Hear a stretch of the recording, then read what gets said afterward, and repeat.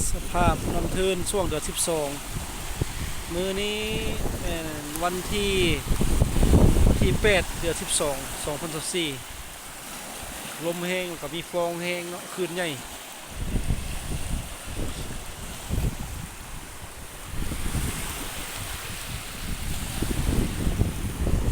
เมื่อน้อยจะบ่สามารถไปได้เนาะ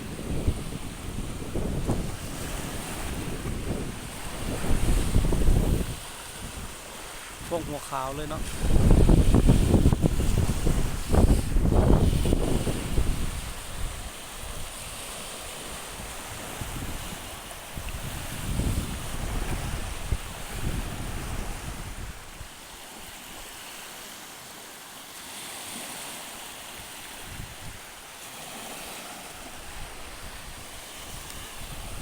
อันนี้ถือว่าเป็นอ่างกลางคืนเด้อ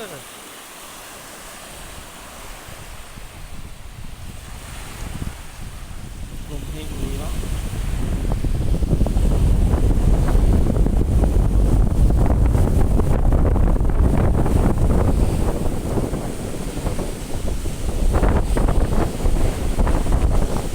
วิวแคมเทิร์น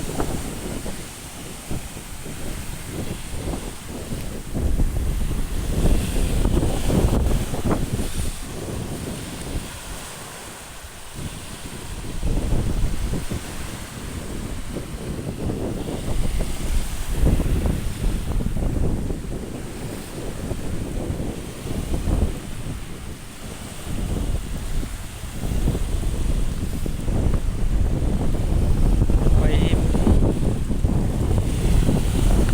ระวังเพื่อนพี่น้องเลย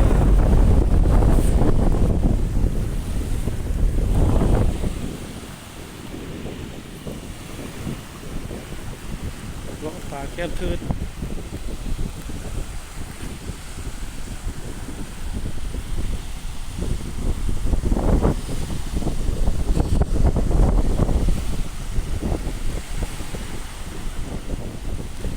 อยู่ฟงของเขาอันนี้ขนาดอยู่ฝั่งนี่ขนาด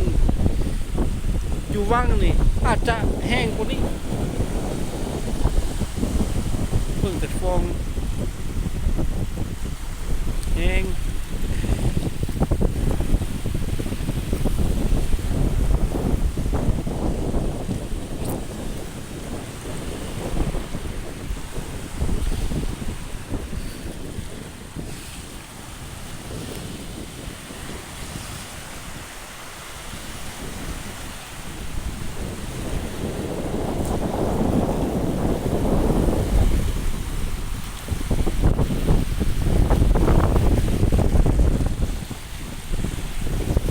ยามหนาวเดือน12อันตราย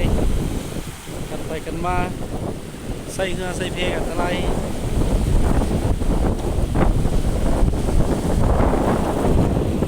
ลมแห้งนี่ระหว่างอยู่ระหว่างกลางคอทางนี้ทางไก่ใต้ทางนี้ทางไก่เหนือพุทธจะเป็นชาติ